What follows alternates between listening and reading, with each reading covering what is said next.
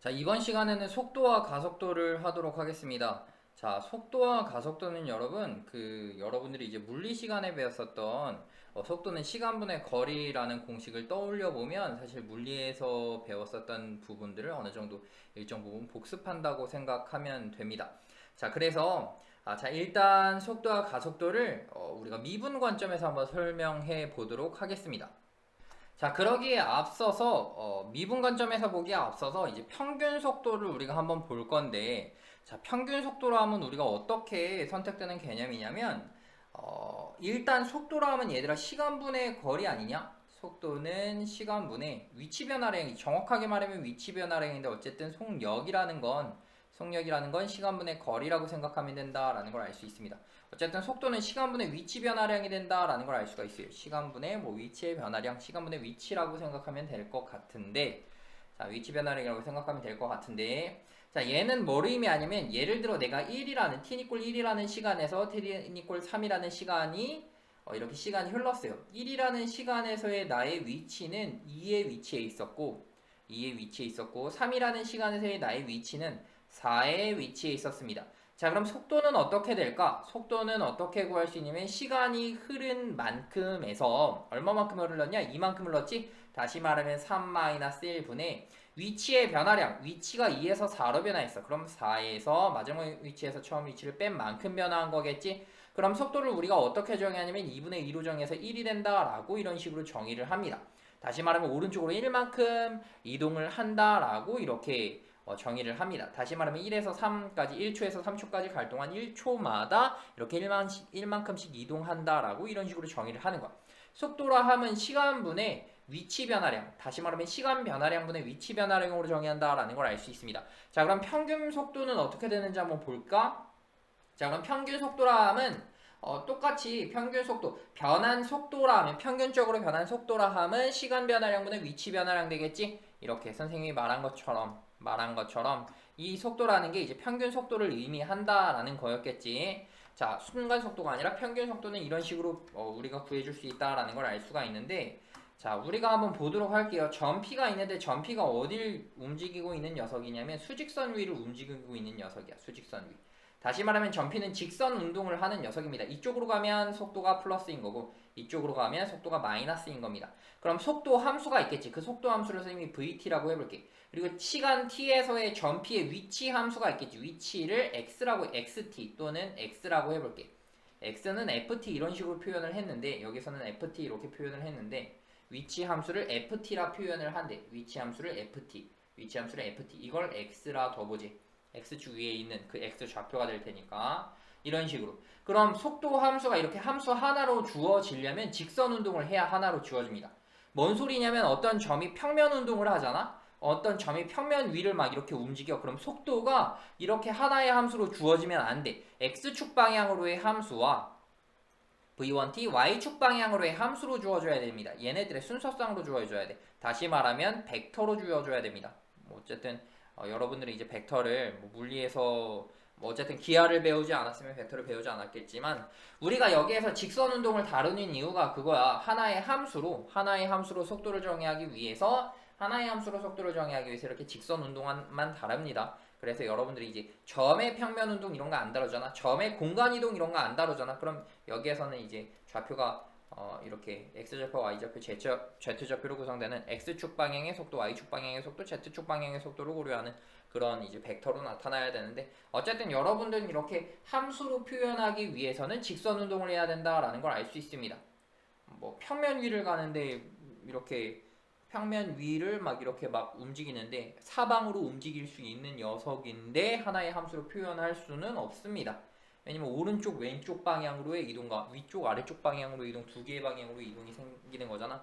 그래서 그 녀석을 표현하기 위해선 당연히 벡터라는 어떤 화살표처럼 생긴 이런 방향을 알려주는, 크기와 방향을 알려주는 이런 수치나 이런 대상으로 표현을 해줘야 됩니다. 그래서 여러분들이 여기서 다룰 건 대부분 이런 직선 운동들이 되겠다라는 걸 알 수 있습니다. 뭐 예를 들어서 뭐 로켓을 쐈을 때 로켓이 올라갔다가 내려온다. 그 곡선의 궤적은 포물선을 그리는데, 사실 로켓은 중요한 게 위와 아래로만 가는 거잖아. 그치? 위로 변하는 거, 아래로 변하는 거 이런 식으로. 그래서 보통 직선 운동을 하는 그런 대상에 대해서만 아마 다루게 될 겁니다. 교육 과정을 벗어나지 않으면 그렇게 해야 되니까. 어쨌든 자, 그래서 전피가 수직선 위를 움직였을 때 시각 t에서의 전피의 위치를 x라고 하면 x는 ft, t에 대한 함수로 표현되겠지. ft 이렇게. 보통 xt 이렇게 표현하기도 합니다. x가 t에 대한 함수니까. 근데 x를 ft, t에 대한 함수로 x를 정의한 거지. 비슷한 표현이지. 그래서 뜻은 같은 표현인데 표현만 좀 다르게 할 수 있는데 어쨌든 x는 t에 대한 함수이다. x는 ft 이렇게 표현할 수 있는데 시각 t에서 t 플러스 델타 t까지 변함에 따라서 전피의 위치 변화량은 t에서의 위치는 ft였고 t 플러스 델타 t에서의 위치는 t 플러스 델타 t였잖아. 그치? x는 ft라고 이렇게 정의를 하면 이렇게 되는 거지. 위치 변화량은 여기서 여기를 빼주면 되는 거지. 그래서 위치 변화량 델타 x라 하면 f t 플러스 델타 t 마이너스 ft가 될 거고 시간 변화량은 t 플러스 델타 t 마이너스 t가 될 테니까 델타 t가 된다라는 걸 알 수 있어요. 그래서 위치의 시간에 따른 위치 변화량은 다시 말하면 시간 변화량분의 위치 변화량은 델타 t분의 ft 플러스 델타 t 마이너스 ft가 된다라는 걸 알 수 있습니다. 이게 평균 속도가 된다. 다시 말하면 평균 변화율이잖아. 따라서 평균 속도는 평균 변화를 구해주면 된다라는 걸 알 수 있습니다. 평균 속도는 평균 변화를 구해주면 된다라는 걸 알 수 있습니다. 그럼 얘들아 추측할 수 있겠지. 그럼 순간 속도는 순간 변화를 구해주면 되는 거 아니냐? 그치, 그렇게 정의를 합니다. 그래서 속도라 하면 어떤 t라는 순간에서의 속도라 하면 v는 vt라 하면 그 순간에서의 순간 변화를 위치 함수를 미분하면 지금 위치 함수를 미분한 거잖아. 위치 함수의 순간 변화이고 속도가 된다라는 걸 지금 확인할 수 있는 거니까 이 순간 속도는 평균 속도의 극한값으로 정의한다라는 거. 순간 속도는 평균 속도의 극한값. 평균 속도는 이렇게 평균 속도는 이렇게 구한다 그랬지. 시간 변화량분의 위치 변화. 다시 말하면 위치의 평균 변화율이 평균 속도가 되는 거고, 그치? 그 녀석의 극한값이 곧 순간 속도가 되는 건데 다시 말하면 위치의 순간 변화율이 순간 속도가 된다라는 걸 알 수가 있습니다. 이렇게 이 의미지. 이 식이 그 의미지. 평균 속도의 극한값은 순간 속도가 될 거고 순간 속도라 함은 위치의 미분이잖아. 위치 함수를 미분하면 순간 속도가 된다라는 뜻입니다. 그래서 순간 속도는 위치를 미분하면 된다라는 걸 알 수 있습니다. 그래서 여러분들은 딴 거 다 필요 없고 그냥 위치를 미분하면 속도가 된다라는 걸 알 수 있습니다. 속도, 순간 속도가 평균 속도 말고 순간 속도가 된다라는 것만 기억하시면 됩니다. 자, 속도를 미분하면 가속도가 됩니다. 속도의 변화의 정도가 속도가 증가하고 감소하는 거니까 가속도가 된다라는 걸 알 수 있습니다. 가속도를 그렇게 정의합니다. 그래서 속도의 순간 변화율을 가속도라고 정의한다라는 걸 알 수 있습니다.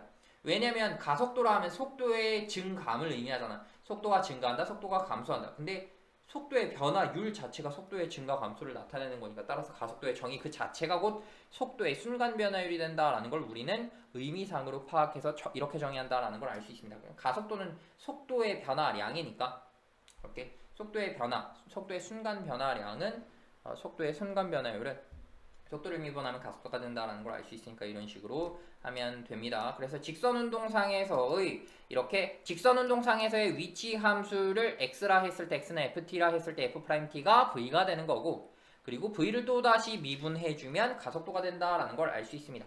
그러니까 위치를 미분하면 속도, 속도를 미분하면 가속도가 된다는 이 사실만 기억하고 있으면 이 문제는 쉽게 풀 수 있습니다. 위치를 미분하면 속도, 속도를 미분하면 가속도가 된다는 사실만 알면 이제 아까 그 수치적인 표현 이것까지 다 암기할 필요도 없습니다. 그냥 이 사실을 하나만 알고 있으면 문제는 다 풀립니다. 어쨌든 만약 설명하고 싶으면 이 사실을 해도 되는데 일단은 문제 푸는데 좀 집중 한번 해보도록 하겠습니다. 자, 그럼 보면 예제 1번 한번 보도록 할게. 자, 원점을 출발해서 수직선 위를 움직이는 점 P의 시각 T에서의 위치 함수가 이렇게 주어졌대. 위치 함수 ft가 이렇게 주어졌대. x는 3t의 제곱 마이너스 12t라고 한대. 자, 그랬을 때 다음 구하라 그랬으니까 문제까지 가르쳤으니까 문제는 다시 살려보도록 합시다. 자, 1번 t는 1에서의 전피의 속도와 가속도를 구하래. 속도라 함은 위치 함수를 미분하면 위치를 미분하면 속도가 된다 그랬지. 위치를 미분하면 속도가 된다 그랬지. 속도가 된다 그랬지. 위치 dx를 t에 대해서 미분하면 속도가 된다 그랬어. 속도 v가 된다 그랬지. 미분하면 6t-12가 되겠지. 그런데 v의 t는 1에서의 속도는 v1이 되겠지. v1 편의상 vt 이렇게 쓸게요. t에 대한 함수니까 v1이라는 건 1대2 하면 되겠지. 6-10이니까 마이너스 6이 속도가 되겠지. 따라서 속도는 마이너스 6이 될 거고 차례대로 가속도는 속도를 미분하면 되겠지. 얘 미분하면 안 되겠지. 얘는 수치를 대입한 값이니까 이건 함수가 아니라 수치잖아. 수치를 미분하면 상수 미분하면 당연히 0이 나오잖아. 그거 아니잖아. 그치? 그래서 항상 함수를 미분해야 되는 거지. 그럼 VT를 미분하면 가속도 AT가 나오겠지. AT는 속도를 미분한 것. 그럼 미분하면 6. 가속도가 6으로 일정하네. t에다 어떤 값을 대입해도 상수함수가 나오니까 따라서 가속도는 6이 된다라는 거 알 수 있고, 전피가 운동 방향을 바꿀 때의 시각. 전피라는 녀석은 위치 함수를 가지고 있는 거. 위치가 운동 방향을 바꾼다는 건 이렇게 오른쪽으로 갔다가 속도가 있다는 거지. 플러스 방향으로 오른쪽으로 가는 걸 플러스, 왼쪽으로 가는 걸 마이너스라고 한다면 오른쪽으로 하면 플러스 방향으로 속도가 있다는 거지. 그런데 왜 운동 방향을 바꾼다는 건 잠깐 멈췄다가 속도가 0이 됐다가 반대로 된다는 거지. 다시 말하면 속도가 0인 순간을 구해주면 되겠지. 속도가 0인 순간에 속도의 부호가 바뀌는 걸 구해주면 되겠지. 그럼 속도의 부, 이 녀석의 부호가 바뀌는. 그럼 일단 속도의 부호가 0이 되는, 속도가 0이 되는 순간을 먼저 구해주면 되겠지.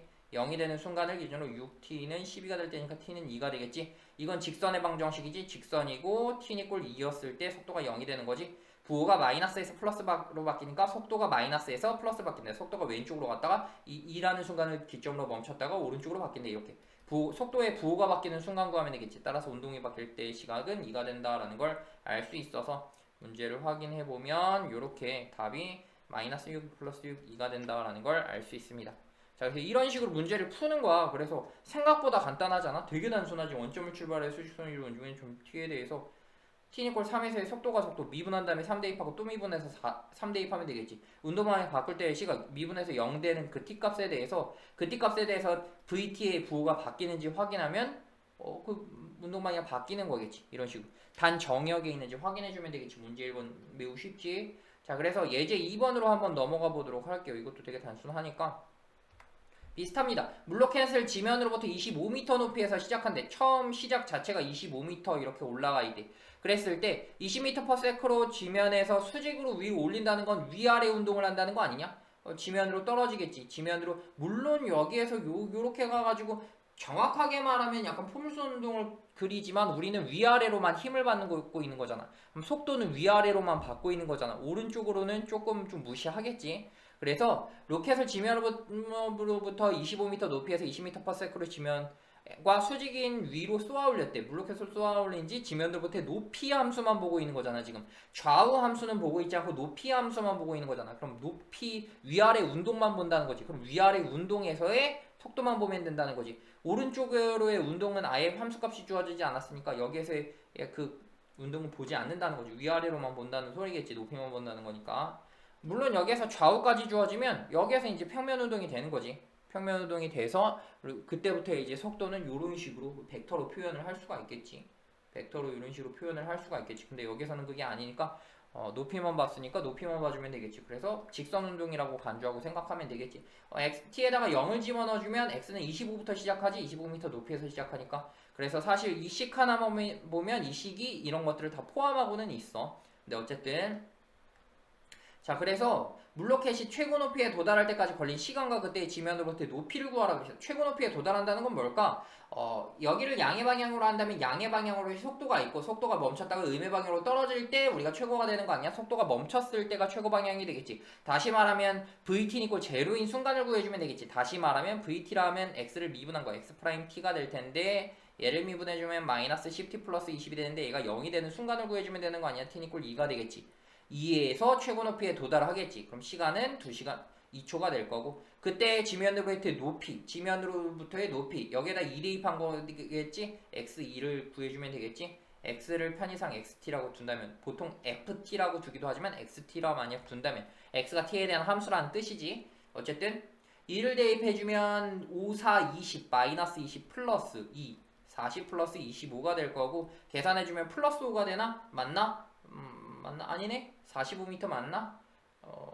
잠깐 2를 대입하면 2는 4, 5, 4, 25 5, 4, 20 이러면 40 그럼 45m가 되겠다. 그때 최고 높이는 45m가 된다라는 걸 알 수가 있습니다. 물로켓이 지면에 떨어지는 순간의 속도를 구하리. 물로켓이 지면에 떨어진다는 건 이 위치가 0이 된다는 거 아니냐? 지면에 떨어지는 그럼 시간부터 구해줘야 되겠지. 위치가 0이 되는 시간부터 구해줘야 되겠지. 0 되는 시간 구해주면 t제곱 마이너스니까 마이너스 4t 마이너스 5가 될 테니까 이수분해 되지. t 마이너스 5 t 플러스 1 맞나? 확인해보면 마이너스 5 맞고 이렇게 하면 마이너스 4 맞다. 그래서 이녀석 이꼴 0 되는 거 보면 되는데 마이너스 1 시간 없잖아. 아예 쏘지도 않는 시간이잖아. 0부터 시작하는 거잖아 시간은.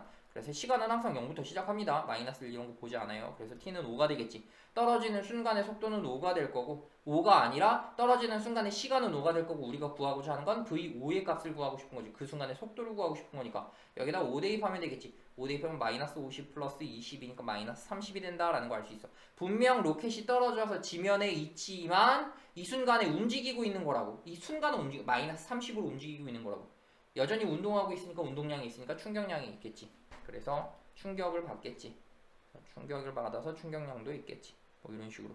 운동량이 없으면 충격력도 없겠지.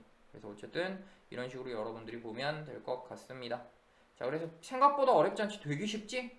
그래서 마이너스 30 맞고 이 45 되게 쉽지? 문제 2번도 한번 풀어보세요. 끝! 이게 끝이야. 정말 쉽습니다. 속도 정말 쉬워서 이제 끝입니다. 이제 우리는 적분으로 넘어갈 겁니다. 고생하셨습니다.